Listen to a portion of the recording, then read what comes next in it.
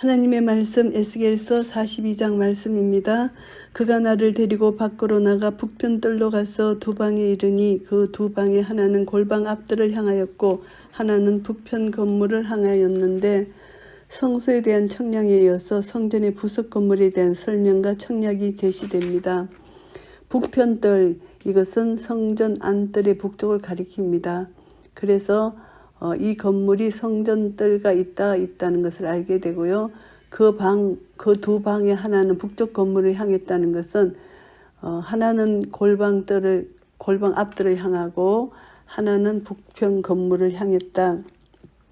이렇게 표현되어 있습니다. 그래서 이것은 그 방들이 소속된 건물 전체의 의미로 사용된 것인데요. 골방 앞뜰을 향했다. 이것은 분리된 지역과 마주 대하였다는 뜻입니다. 분리된 지역, 성전 뒤편의 서쪽들을 가리키고요. 북편 건물, 이것은 북쪽의 성벽이라고 추측할 수가 있습니다. 그래서 그 두 방에 하나는 골방 앞뜰을 향하고 하나는 북편 건물을 향하여 있다. 이것을 설명하고요. 그 방들의 자리의 장이 100척이요 광이 50척이며 거문은 북을 향하였고 그 건물의 장, 곧 동서간의 길이는 성소와 같은 100척이고요. 광 넓이는 50척이라는 것입니다. 두 방으로 언급된 이 건물 사이에 10척이 통로까지를 포함하면 전체 폭을 언급한 것으로서 옆으로 나란히 서 있는 안뜰 문통의 길이와 같다. 이것이 40장 35절 36절에 나오는 말씀이고요. 그 방 3층에 텐마루들이 있는데 한 방의 텐마루는 20척 되는 안뜰과 마주대하였고 한 방의 텐마루는 바깥뜰 박석 깔린 곳에 마주대하였으며 텐마루라는 것은 늘어선 방 앞에 있는 일종의 복도형 발코니입니다. 이 두 건물은 3층으로 이루어져 있으며 3층의 모든 방들 앞에 텐마루가 있다. 이렇게 볼 수가 있고요. 한 방의 텐마루는 박석 깔린 곳과 마주되었다. 이것은 이제 이 복도를 사이에 둔 두 건물의 3층 텐마루의 방향을 지시하는 것입니다. 한 건물의 텐마루는 20척 되는 안뜰, 곧 북쪽의 성전 안뜰을 향해 있고 다른 건물의 텐마루는 바깥뜰을 향해 있다. 그래서 이들은 서로 반대 방향을 향하고 있다. 이것을 말씀하는 것이고요. 그 두 방 사이에 통한 길이 있어 광이 10척이요 장이 100척이며 그 문들은 북을 향하였으며 이제 성전 안뜰과 연접해 있는 건물의 각 방의 문들은 그 앞에 길게 연접한 통로를 향해서 열려 있고 제사장들은 그 통로에서 직접 방들로 들어갈 수 있다는 것이고요. 바깥뜰을 향한 건물의 문, 그것 또한 북으로 향해 있다는 것은 그 건물이 안뜰의 담과 어느 정도 간격을 두고 있었다는 것을 암시하는 말씀이고요. 그 상층의 방은 제일 좁으니 이는 텐마루들을 인하여 하층과 중층보다 상층이 더 줄어짐이라. 3층으로 구성된 방들은 위로 올라갈수록 점점 더 좁아진다는 것입니다. 왜냐하면 텐마루가 공간을 차지하기 때문입니다. 그래서 각 층이 위를 향할수록 작아진다는 것을 알게 되고요. 그 방이 3층이라도 뜰에 기둥 같은 기둥이 없으므로 그 상층이 하층과 중층보다 더욱 좁아짐이더라. 기둥이 없다는 것은 이 건물들 방들, 성전의 골방의 방들처럼 계단식이 덜불을 가진 것으로 유추해 볼 수 있는 것입니다. 그 한 방의 바깥담, 곧 뜰의 담과 마주대한 담의 장이 50척이니 바깥뜰로 향한 방의 장이 50척이며 성전 앞을 향한 방은 200척이며 이제 뜰은 성소 예각지역에 있는 제사장의 뜰을 가리킵니다. 뜰의 담은 바깥뜰과 경계를 이루는 담을 가리킵니다. 그래서 평행을 이룬다. 그 한 방의 바깥담과 뜰의 담이 서로 마주보며 평행을 이루고 있다는 것입니다. 그 한 방이라는 것은 이 8절에 언급된 바깥뜰로 향한 건물을 지시하는 것인데요. 그 방의 장이 50척이라는 것은 성전뜰을 향한 방의 장이 100척이라는 것과 또 그러한 두 건물 사이의 통로가 100척이라는 것과 비교해서 50척의 여지를 남겨놓는다는 것입니다. 그래서 이 50척의 담이 그 50척 되는 방 건물의 통로 쪽에 연접해 세워져 있다는 것을 알게 되고요. 이 방들 아래에 동편에서 들어가는 통행구가 있으니 곧 바깥들에서 들어가는 통행구더라. 이 방들은 8절에 언급된 바깥들로 향한 건물의 방을 가리킵니다. 그래서 바깥들을 향해 있는 건물의 동쪽 끝에 있다 해서 바깥들에서 직접 들어올 수 있는 별도의 문이 있다는 것입니다. 이 문은 모든 안뜰문의 경우와 같이 8개의 계단 위에 있게 된다는 것을 알게 되고요. 남편 골방뜰 맞은편과 남편 건물 맞은편에도 방둘이 있는데 그 두 방 사이에 길이 있고 그 방들의 모양은 북편 방 같고 그 장강도 같으며 그 출입구와 문도 그와 같으며 그 남편 방에 출입하는 문이 있는데 담 동편 길머리에 있더라. 성소 북편에 있는 두 건물에 이어서 동일한 위치와 구격에 남편 건물이 언급됩니다. 북편 건물과 동일하다는 것을 이렇게 말씀하는 것이고요. 그가 내게 이르되 좌우 골방뜰 앞 곧 북편 남편에 있는 방들은 거룩한 방이라. 여호와를 가까이 하는 제사장들이 지성물을 거기서 먹을 것이며 지성물 곧 소제와 속죄제와 속건제의 제물을 거기 둘 것이며 이는 거룩한 곳이라. 이 방의 용도와 목적이 서술되어 있습니다. 제사장들이 지성물을 거기서 먹는다는 것입니다. 첫 번째 용도는 여기서 보면은 성물은 제단에서 불사르지 아니했던 소제물도 있고요. 또 제사장과 대제사장과 회중을 위해 바쳐진 속제물을 제외한 속죄제와 속건제의 제물이 있고요. 전 밖에 다 태울 제물들의 거룩한 부분들이 이것을 가리키는데요. 이러한 제물들은 여자를 포함한 그 가족 모두가 먹을 수 있었던 거제나 요제의 제물과는 달리 제사장들만이 먹을 수 있는 것입니다. 그래서 이전 성소에 있어서 제사장들은 그 제사 음식을 성소, 안뜰의 제단 곁에서만 먹을 수 있었다고 합니다. 그런데 이러한 방이 주어진 것은 그들의 편의를 위한 하나님의 세심한 배려로 볼 수가 있습니다. 소제와 속죄제, 속건제 제물을 거기 둔다는 것은 그 방의 두 번째 용도로 쓰여지는 것인데요. 이스라엘의 5대 제사, 번제, 소제, 속죄제, 하목제, 속건제가 있잖아요. 이 중에 3가지만 언급된 것은 이 3가지 제사의 제물만이 제사장들에게 거룩한 분깃으로 주어지기 때문이라는 것을 알 수가 있고요. 이는 거룩한 곳이라 이 방들이 하나님의 처소인 성전에서의 절대적인 성결, 거룩 유지를 위하여 주어졌다는 것입니다. 그래서 거룩은 하나님의 거룩에 부합되어야 되고 철저하고도 절대적인 그런 거룩을 의미한다고 볼 수가 있습니다. 제사장의 의복은 거룩하므로 제사장이 성소에 들어갔다가 나올 때에 바로 바깥들로 가지 못하고 수정되는 그 의복을 그 방에 두고 다른 옷을 입고 백성의 뜰로 나갈 것이니라 하더라. 결국은 이제 이 3번째 용도입니다. 이 방에 제사장들이 거룩한 예복을 보관하고 갈아입는 장소로 사용되었습니다. 제사장의 의복은 거룩합니다.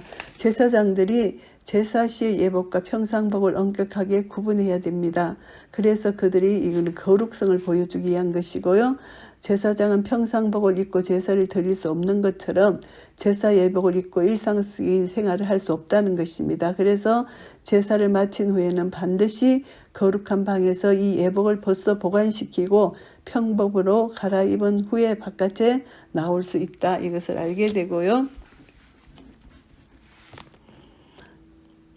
그가 안에 있는 전 청량하기를 마친 후에 나를 데리고 동량한 문 길로 나가서 사면담을 청량하는데 그가 청량하는 장대 곧 그 장대로 동편을 청량하니 500척이요 그 장대로 북편을 청량하니 500척이요 그 장대로 남편을 청량하니 500척이요 서편으로 돌이켜 그 장대로 청량하니 500척이라.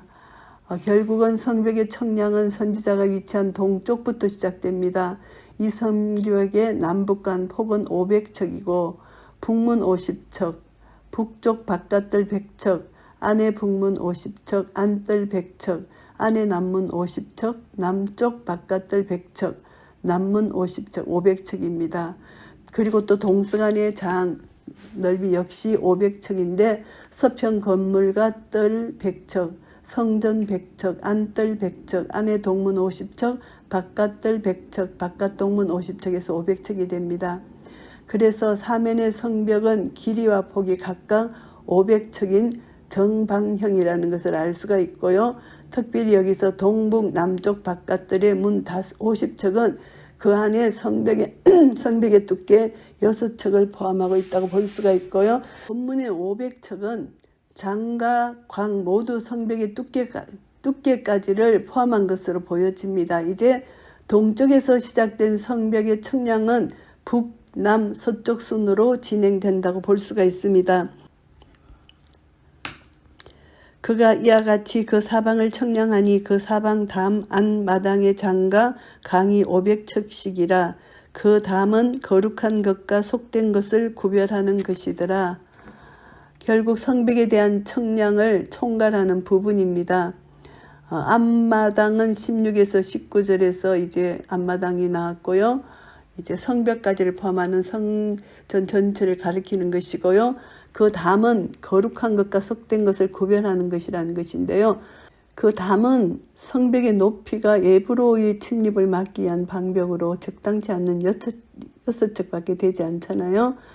이것은 하나님의 거룩성을 나타내는 것이지 그냥 그것이 세속으로부터 완전히 구별되고 이렇게 그들이 들어올 수 없는 이것으로 높이 샀는데 이런 의미는 아니라는 것이죠.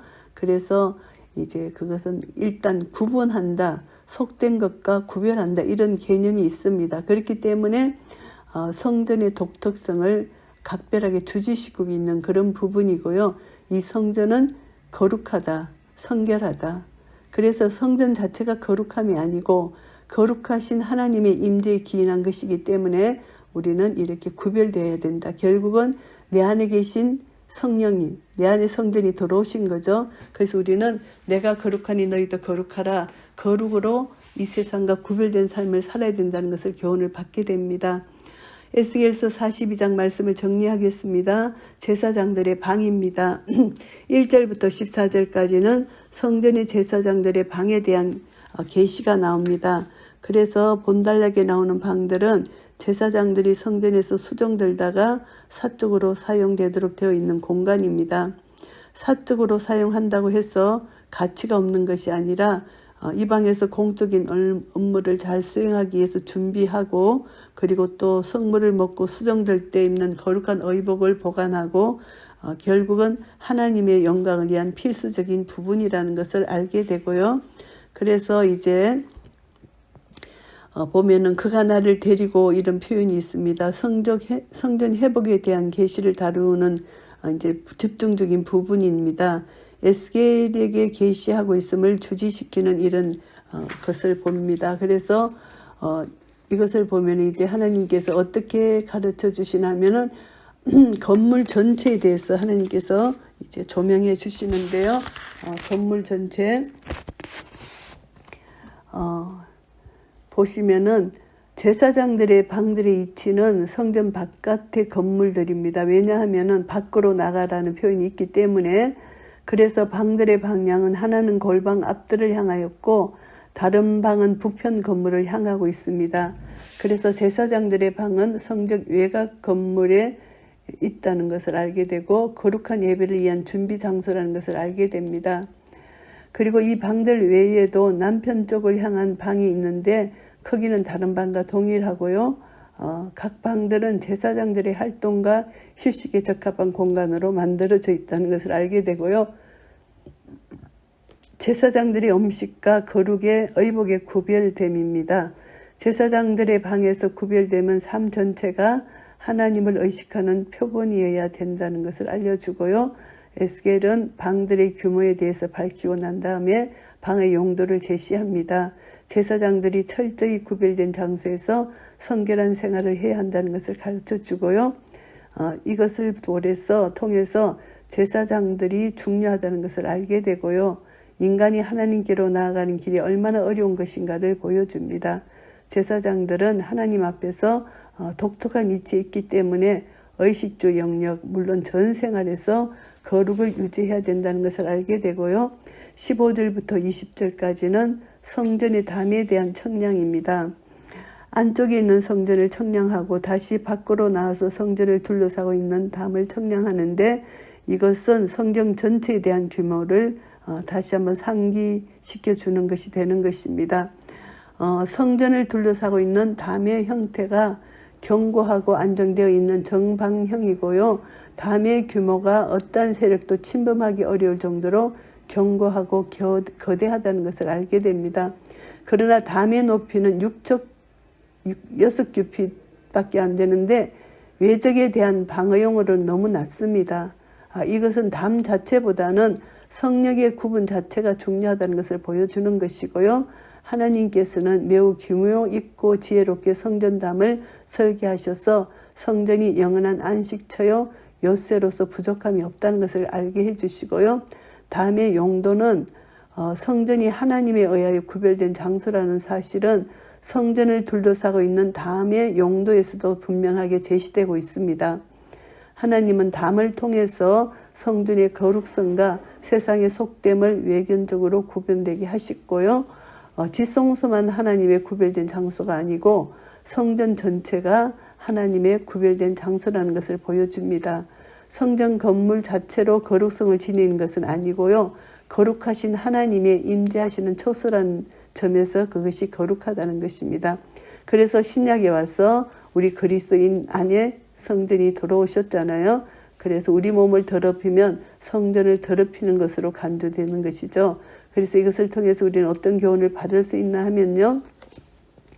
성전의 모든 식약들은 하나님의 거룩함을 상징한다고 볼 수가 있습니다.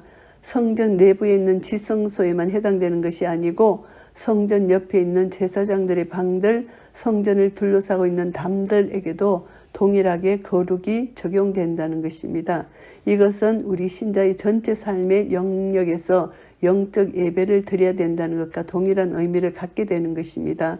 성령의 전인 성도들은 공적 예배를 드릴 때만 경건해서는 안 되고 모든 생활 예배 속에서 영적 예배를 드려야 된다는 것, 이것을 우리가 교훈받을 수가 있습니다. 그래서 우리는 다시 한번 에스겔서 42장을 통해서 하나님께 나아가는 자는 거룩해야 된다. 그래서 세상과 구별된 삶을 살아야 된다. 그래서 생각도 거룩되고 삶도 거룩되고 모든 가짐, 옷가짐, 마음가짐, 모든 식가짐도 모든 것이 구별되어야 된다는 것을 알게 됩니다. 그래서 우리는 하나님 편에 서서 거룩하신 하나님 앞에 거룩함으로 나아가는데 세상과 구별된 삶으로 나아가는 것이 중요하다. 그래서 세상 사람들과 다른 것이 뭐냐 하면 우리는 예수님 보혈로 씻음 받은 자들로서 하나님 말씀을 따라 사는 것이 세상과 다른 것입니다. 세상은 하나님 말씀이 없기 때문에, 예수 그리스도가 없기 때문에 자기 생각대로 나아가지만 우리는 말씀이 주어졌고 주의 말씀은 내 발의 등이요 내 길의 빛이 되시기 때문에 이 말씀 따라 나아가서 우리는 하나님이 기뻐하시는 거룩한 산제사로 드릴 수가 있고, 이것이 우리 드릴 영적 예배고 신령과 진정으로 예배하는 자를 하나님이 지금도 찾고 계신다는 거죠. 그래서 우리는 날마다 그의 나라 의를 구하고 하나님이 거룩하시고 선하시고 기뻐하신 뜻이 무엇인지를 분별해서 하나님 앞에 하나님 뜻이 하늘에서 이루어진 것처럼 이 땅에서도 이루어질 수 있도록 날마다 주님 뜻을 따라 나아가고 믿음으로 순종하여 나아갈 때 하나님께서는 우리를 통하여 영광을 받으실 것입니다. 이 성전 모든 구조가 거룩을 기초로 했기 때문에 하나님과의 관계 속에서 하나님을 만날 수 있고 하나님을 나타내기 때문에 우리는 거룩함으로 하나님 앞에 나아가서 거룩한 하나님 앞에 날마다 하나님과 교제함으로 거룩한 삶을 통해서 하나님께 크신 영광 돌리시는 한 분 한 분 되시기를 예수 그리스도 이름으로 축복합니다. 아멘.